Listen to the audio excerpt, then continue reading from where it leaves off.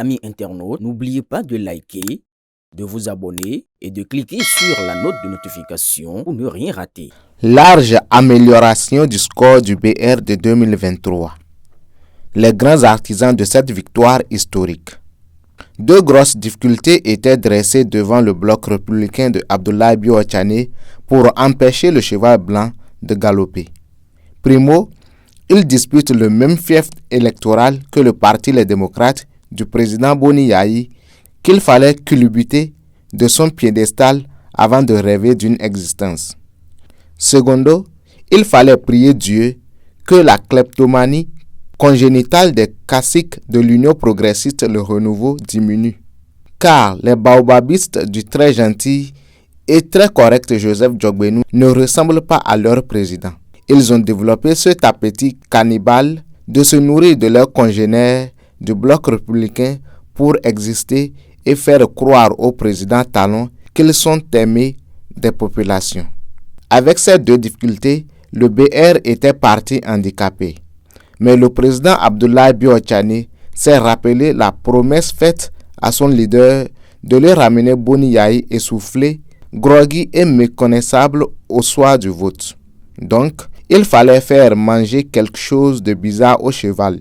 L'écorce de saule contenant de l'acide salicylique, substance recherchée dans le contrôle antidopage, ou bien lui donner de l'arpagophytum, produit anti-inflammatoire naturel, mais considéré comme une substance dopante.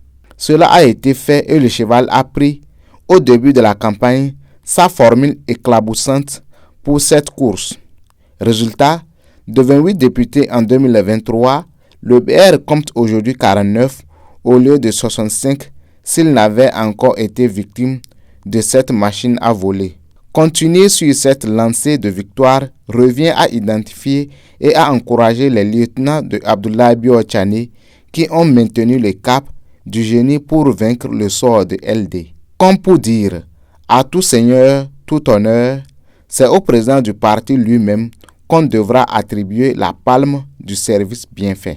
Abdoulaye Bio-Ochane a fait de la 13e circonscription électorale la citadelle imprégnable du BR.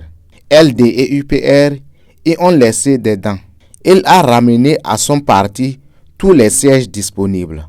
Son mérite a été d'autant plus grand qu'il avait dans ses pattes son autre grand problème. Dans la tradition du BR, chose curieuse, tout cadre éjecté de la liste devient toujours un problème pour celle-ci. Abdoulaye Bio-Ochane n'a pas échappé à cette malédiction, mais il est parvenu à montrer que c'est lui le maître, le stratège.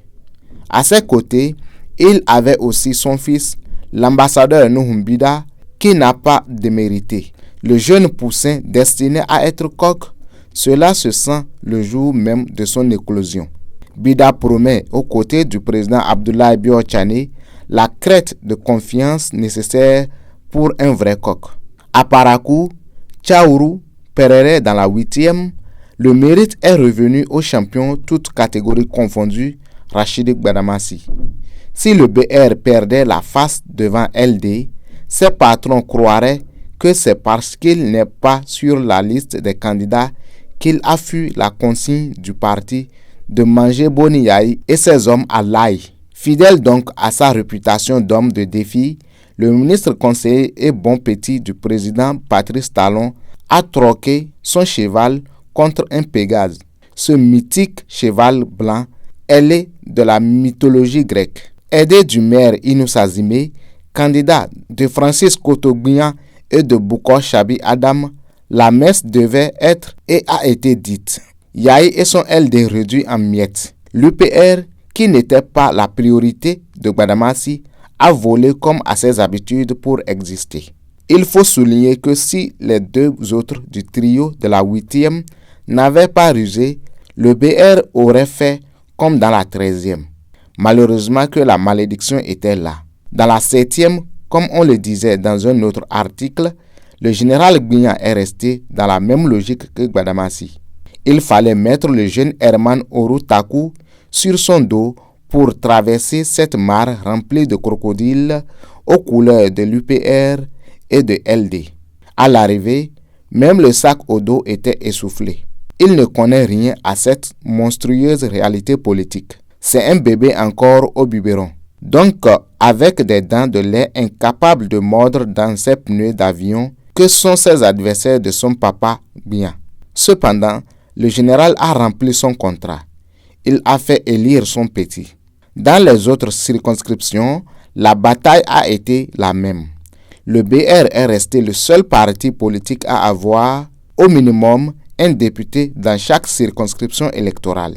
Du jamais vu. Paulin Akpona, Benoît Degla, Barthélemy Kassa, Émile Hundeladji, Romaric Oguwale, Corneille Atindeu, Jean-Eudes Okoundé, André Okunlola, Eustache Akpovi, l'ambassadeur Wabi et les autres ont mouillé le maillot pour montrer que c'est le BR qui est le parti politique le plus représenté sur toute l'étendue du territoire national. Mais c'est aux Amazones du BR que revient le plus grand mérite. L'honorable Chantal Aï a pu arracher 2 sièges dans cette jungle de la 16e.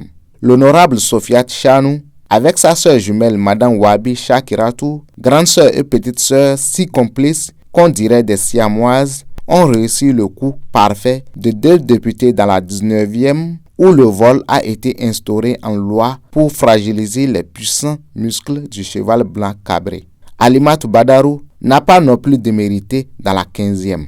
Enfin, on doit à la vérité de remercier ou de féliciter l'honorable Ernest Medewanou qui, en dépit de son appartenance à l'UPR, s'est investi corps et âme pour porter, par amour pour le président Abdoulaye Bio-Tchani, son chef et le bloc républicain. Il a réussi le pari aux côtés d'autres cadres muets par leur position, mais BR jusqu'à la moelle osseuse de briser le sort de 2023 où l'UPR s'était accaparé tout le butin de la 12e. Bravo à ces messieurs et dames qui ont réussi le double pari de terrasser LD tout en supportant la machine à voler de l'UPR. Il faut enfin remercier certaines personnes au sommet et leurs noms ne peuvent que figurer ici par leurs initiales.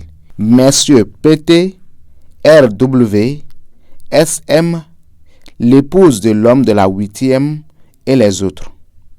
Aboubakar Takou.